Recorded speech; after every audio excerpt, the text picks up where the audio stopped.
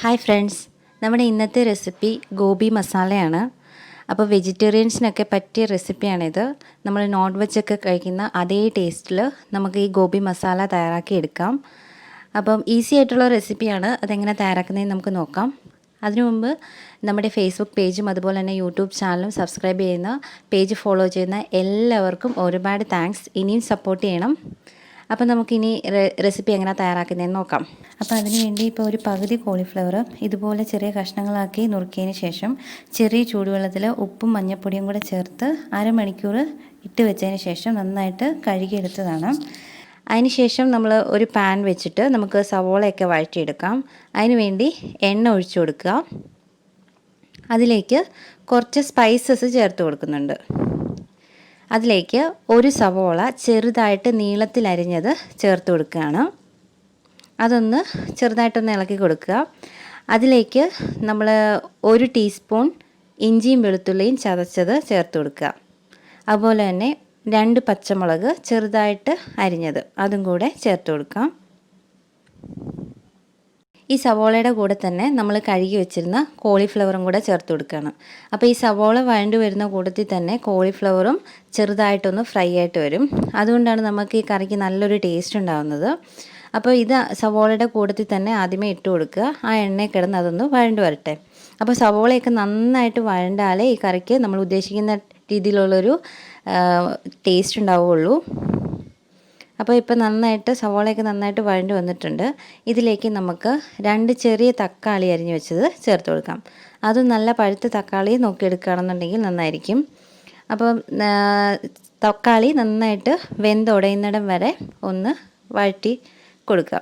ഇത് നമ്മൾ തക്കാളി ചേർത്തതിന് ശേഷം ഒന്ന് അടച്ച് വെച്ച് വേവിക്കുകയാണെന്നുണ്ടെങ്കിൽ തക്കാളി പെട്ടെന്ന് വഴണ്ട് വരും.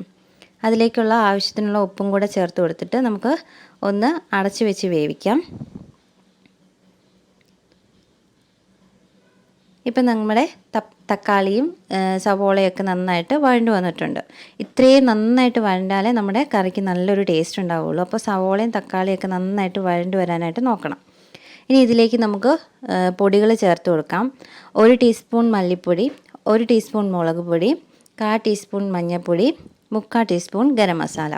ഇത്രയും പൊടികൾ നമുക്ക് ചേർത്ത് കൊടുത്തിട്ട് അത് നന്നായിട്ട് മൂക്കുന്നിടം വരെ ഒന്ന് ഇളക്കി കൊടുക്കാം. അപ്പോൾ ആ പൊടികൾ നമ്മുടെ സവോളയിലും തക്കാളിയിലും അതുപോലെ തന്നെ കോളിഫ്ലവറിലും ഒക്കെ നന്നായിട്ട് പിടിക്കുന്നിടം വരെ നന്നായിട്ടൊന്ന് ഇളക്കി കൊടുക്കുക. ഇപ്പോൾ പൊടികളൊക്കെ നന്നായിട്ട് മൂത്ത് വന്നിട്ടുണ്ട്. ഇനി ഇതിലേക്ക് നമുക്ക് 1 ടീസ്പൂൺ തൈര് ചേർത്ത് കൊടുക്കാം. അപ്പോൾ ഈ തൈര് ചേർത്ത് കൊടുക്കുമ്പോഴത്തേക്ക് നമ്മൾ ഇതുപോലുള്ള മസാല കറികൾക്ക് നല്ലൊരു ടേസ്റ്റ് ആയിരിക്കും, ഒരു പ്രത്യേക ടേസ്റ്റ് ആയിരിക്കും അത് തരുന്നത്. അതുകൊണ്ട് 1 ടീസ്പൂൺ തൈരും കൂടെ ചേർത്ത് കൊടുത്തിട്ടുണ്ട്. ഇനി ഇപ്പോഴെല്ലാം നമ്മൾ ഫ്ലെയിം ഏറ്റവും ലോയിൽ തന്നെ വെച്ചിരുന്നാൽ മതി. ഇനി ഇതെല്ലാം കൂടെ നന്നായിട്ട് മിക്സ് ആവുന്നിടം വരെ ഒന്ന് ഇളക്കി കൊടുക്കുക. ഇപ്പോൾ തൈരൊക്കെ നന്നായിട്ട് അതിലോട്ട് പിടിച്ചു വന്നിട്ടുണ്ട്. ഇനി ഇതിലേക്ക് നമുക്ക് നമ്മുടെ ഗ്രേവി എത്രയും വേണോ അതിനനുസരിച്ചുള്ള വെള്ളം ചേർത്ത് കൊടുക്കണം. അപ്പോൾ ചൂടുവെള്ളമേ ഇതിൽ ചേർത്ത് കൊടുക്കണം. നമ്മളിതുപോലെ മസാല തയ്യാറാക്കിയതിന് ശേഷം അതിലേക്ക് പച്ചവെള്ളം ചേർത്ത് കൊടുക്കരുത്, ചൂടുവെള്ളമേ ചേർത്ത് കൊടുക്കാവുള്ളൂ. അപ്പോൾ നമുക്ക് ഗ്രേവിക്ക് ആവശ്യത്തിനുള്ള വെള്ളം ചേർത്ത് കൊടുക്കാം.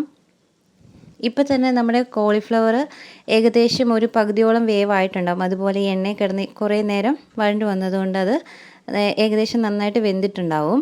ഇനി അധികം നേരം ഇതിലിട്ടിങ്ങനെ തിളപ്പിച്ചെടുക്കണമെന്നില്ല. ഒന്ന് ചെറുതായിട്ട് കുറച്ച് ഒരു 2-3 മിനിറ്റ് തിളച്ചതിന് ശേഷം നമുക്ക് അതിലേക്ക് ആവശ്യമായിട്ടുള്ള കുറച്ച് കറിവേപ്പിലയും അതുപോലെ തന്നെ മല്ലിയിലയും ഒക്കെ ചേർത്തിട്ട് നമുക്ക് തീ ഓഫ് ചെയ്യാം. ഒരുപാട് നേരം ഇട്ട് കോളിഫ്ലവർ വേവിക്കണമെന്നില്ല. അപ്പോൾ അതാ ഇതുപോലെ നമ്മുടെ കോളിഫ്ലവർ നന്നായിട്ടിപ്പം തിളച്ച് വന്നിട്ടുണ്ട്. നല്ല സ്മെല്ലാണ്, നല്ല ടേസ്റ്റാണ് ഈ കറിക്ക്. അപ്പോൾ നിങ്ങളെല്ലാവരും ഇത് ട്രൈ ചെയ്ത് നോക്കണം. ഈ വീഡിയോ നിങ്ങൾക്ക് ഇഷ്ടപ്പെട്ടിട്ടുണ്ടെങ്കിൽ തീർച്ചയായിട്ടും നമ്മുടെ ചാനൽ സബ്സ്ക്രൈബ് ചെയ്യണം. അതുപോലെ തന്നെ ഫേസ്ബുക്കിലാണെങ്കിൽ പേജ് ഫോളോ ചെയ്യണം. വീണ്ടും നല്ലൊരു റെസിപ്പിയുമായിട്ട് കാണാം. താങ്ക്